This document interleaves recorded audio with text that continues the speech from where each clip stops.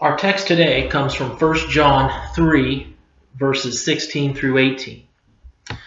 And it's interesting with 1 John, there's a lot of speculation over who the actual author of it is. Is it John the Apostle? Is it the elder John? Is it some other John? And there's a lot of speculation of that. But my personal opinion is that it is actually the Apostle John that wrote this. And the way that we can tell is if you read any of John's known letters, he always uses multiples of 3.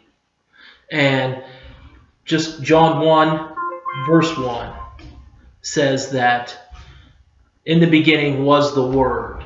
The Word was with God, and the Word was God. And here, when we're reading 1 John, we see a lot of those same multiple of 3 references.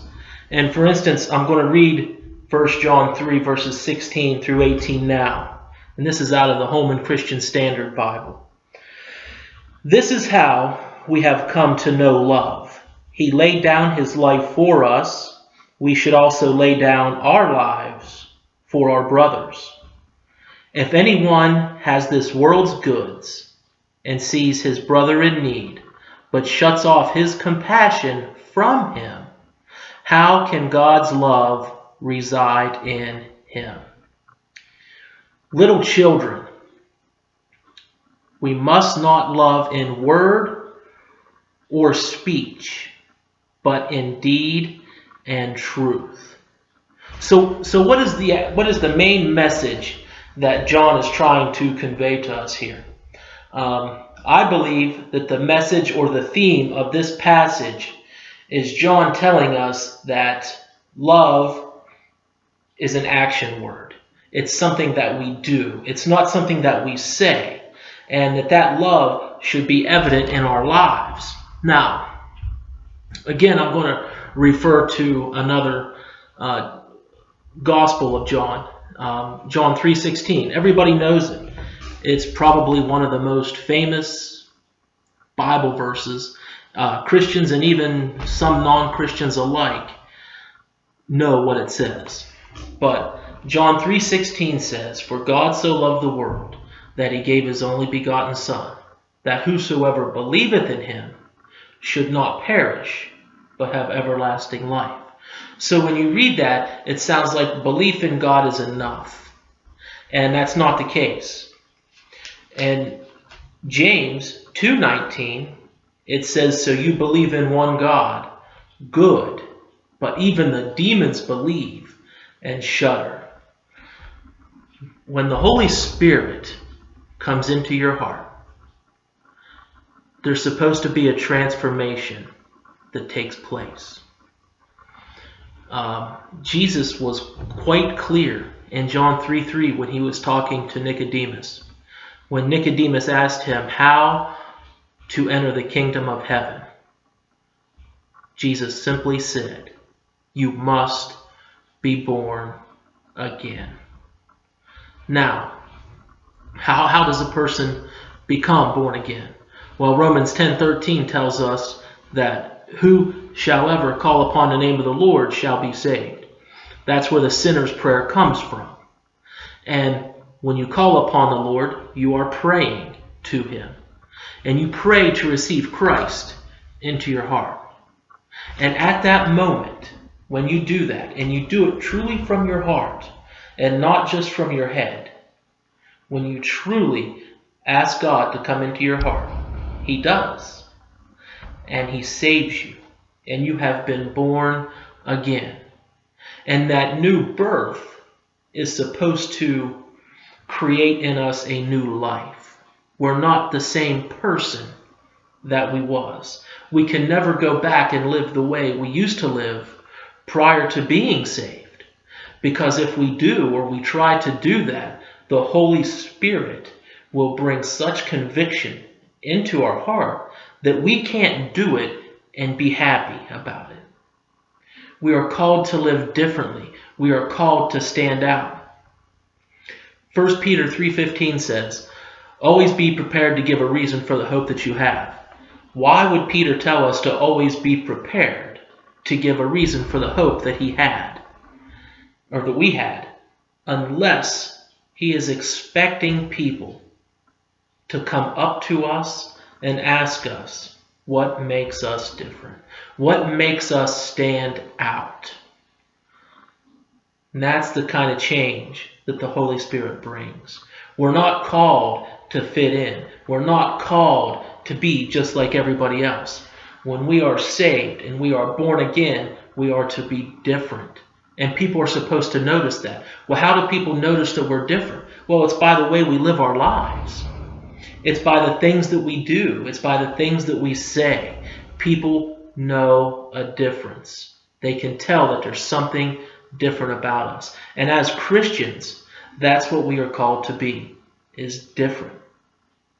I don't care how many times you say the sinner's prayer. You can be baptized in Farmer John's pond so many times that the tadpoles know your name. It doesn't make a difference. If you're not born again, you're not saved. If you're not born again, you're not going to have that life change. And that's what 1 John 3 verses 16 through 18 tells us. It's not good enough just to say it, but we have to live it. And I'm going to read verse 18 again. It says, "Little children, we must not love in word or speech, but in deed and truth." There's an old saying that actions speak louder than words. And that's what John is trying to tell us here. And even Jesus tells us that you will know them by their fruit. That's the message that John is trying to convey. It doesn't do any good to just sympathize with people. It doesn't do good to just empty speech. That's what it is. It's empty speech. It has to be followed up with actions. And I read a story about a lady named Ruth who came home from work one day and found a letter in her mailbox. And she opened it up and she began to read it. And it said, "Dear Ruth, I'm going to be stopping by your neighborhood today. I look forward to a visit. Love always, Jesus." Well, Ruth goes into the house and she kind of panics because she goes into the kitchen and there's no food. There's nothing to really fix. She's got this important guest coming and she has nothing prepared. So she goes and she scrapes up all the money that she can find and she comes up with just a little over $5. She heads outside and walks to the grocery store, and it's really cold out. And she goes and she gets some lunch meat and some bread. That's all she could afford with the money that she had. And on her way home, a man comes out of the alley and asks her if she has any money or food that she can spare. And she says, "No, sir, I don't." She said, "All the money that I had, I took to buy this bread and meat. And I have a very important dinner guest coming tonight, and I'm going to need this." And he said, "Thank you." And she turned to walk away, but she hesitated and she looked back.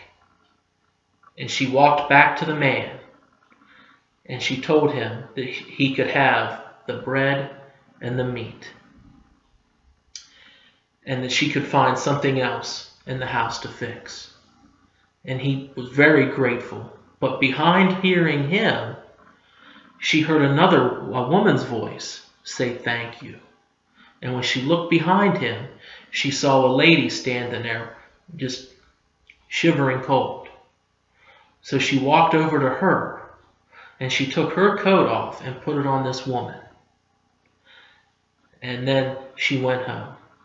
And while she's on her way home, she's worried about what she's going to do. And she finally gets to her door and she's standing there fumbling with the keys, trying to get it in the lock. And she notices that there's another letter. So she thought, that's kind of strange. The mailman usually don't come twice in one day. But she opened up the letter, and it said, "Dear Ruth, I really enjoyed our visit today. Thank you for the food and the warm coat. Love always, Jesus." My friends, that's love in action. That's what 1 John 3:16 and through 18 is telling us. Love is an action word. And if you're born again and the Holy Spirit is in your heart, this is the way that you're going to live your life. Love is an action. It's a verb. It's not a noun. And that is what John 3:16 through 18 is telling us.